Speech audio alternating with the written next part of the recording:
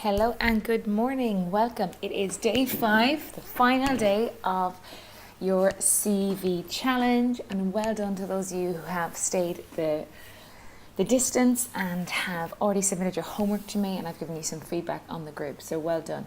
I have been really delighted to hear such positive feedback. People are saying how useful it is, how brilliant it is, how it's made them think of experiences and achievements and qualifications and trainings that they'd forgotten they had done. And now that they realise actually this particular thing I focused on is actually quite a hot topic in the Middle East at the moment. So, it's been absolutely fantastic. I'm really, really delighted with the feedback that I've got from this challenge. So, good morning again. My name is Circa Coyle. I'm the founder of Empowering Expat Teachers. And it is my mission to empower you to lead personally, professionally and financially rewarding lives. As per usual, we are now on day 5 of the Teach Abroad transformation.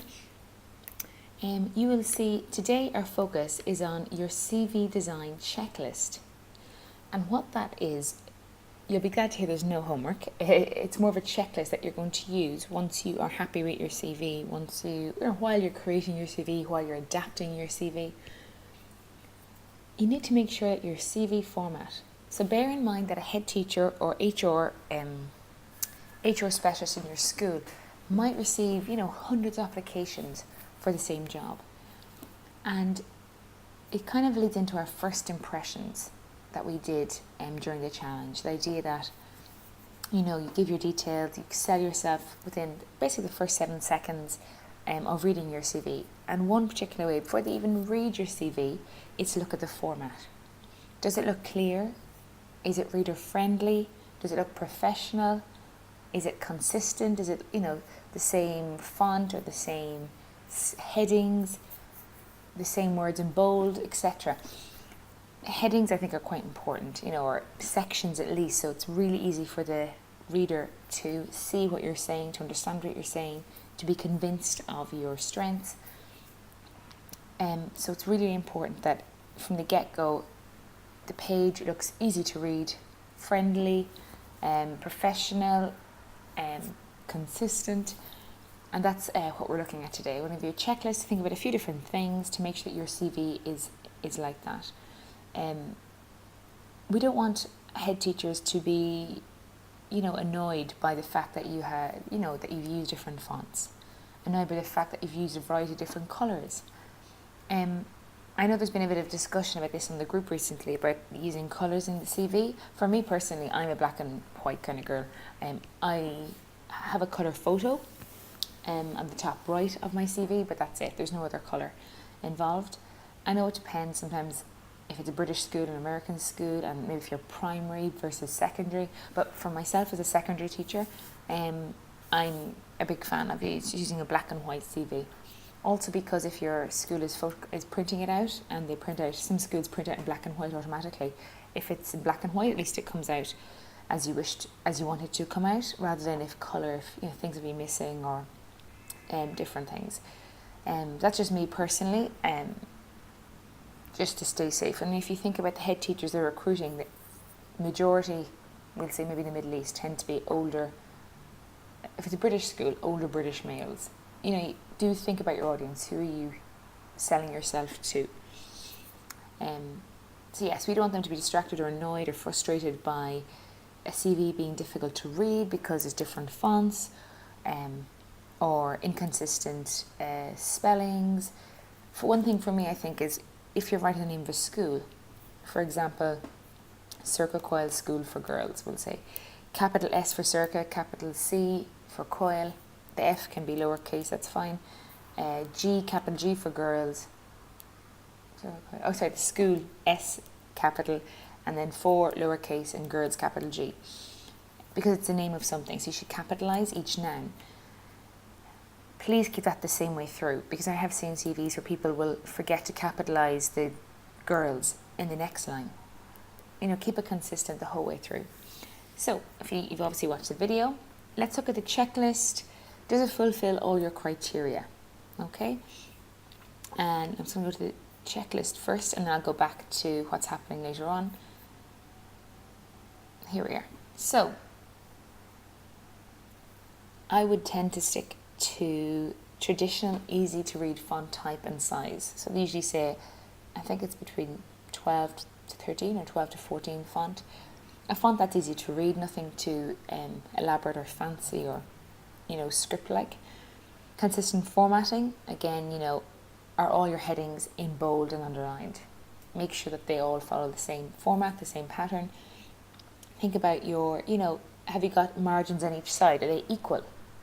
Make sure that they are consistently like that. One good thing you could do if you're doing your CV on Google Docs, you can actually insert a table and then change the outline of the table to white. So at least then you've got consistent space, your consistent sections, and the margins are equal each side, but obviously the reader cannot see that you're using boxes.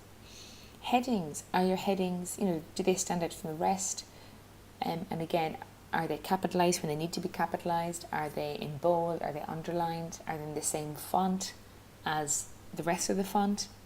That would be my advice, is to stick to the same font. I wouldn't have different font for my headings, and then then one font for my headings and a different font then for the bullet points. I would keep to the same font, just make it bold and enlarge it slightly possibly. Bullet points. Yes, for the bullet points, I'm definitely a major fan of bullet points when you're listing the different aspects of your professional history or your work experience. We're talking about your responsibilities and your achievements. I think it's really effective to use a bullet point. Drop the first I and just use the past tense of the verb.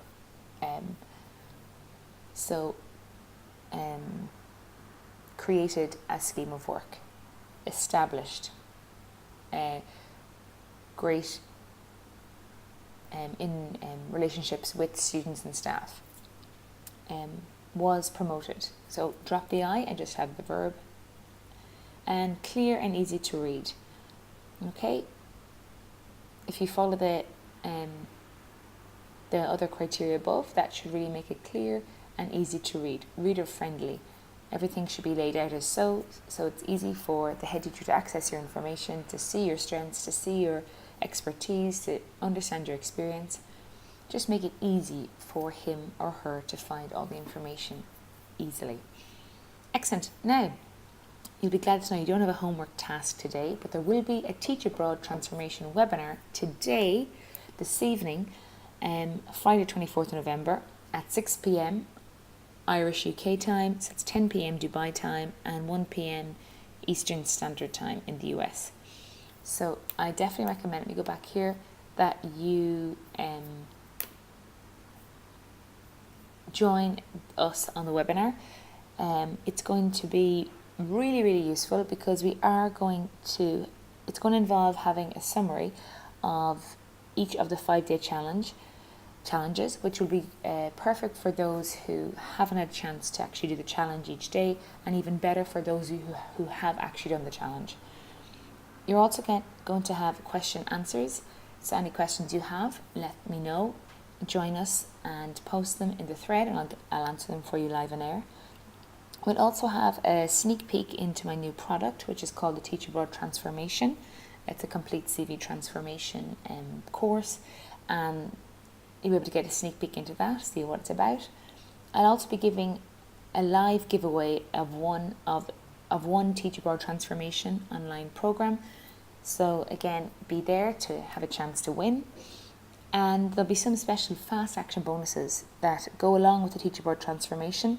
Some that will only be available for perhaps the duration of the webinar, or for a certain amount of hours after the webinar. So it's really, really, really important that you are there, so you can watch and you can have a chance to win and be the first to learn and ask your questions and get them answered by me live. So for that, you make sure you go to the Empowering Expat Teachers Facebook group.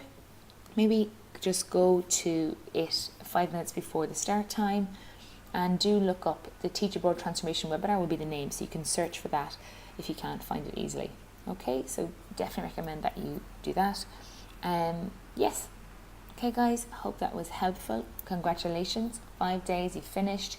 Hopefully now you've started the process of transforming your CV to attract those schools abroad that you really want to work at. Okay, so you can find your ideal teaching job abroad, you can sell yourself appropriately and adequately, and you make sure that you appeal to the head teachers of the schools that you want to work at. Okay, well done guys. Talk to you soon.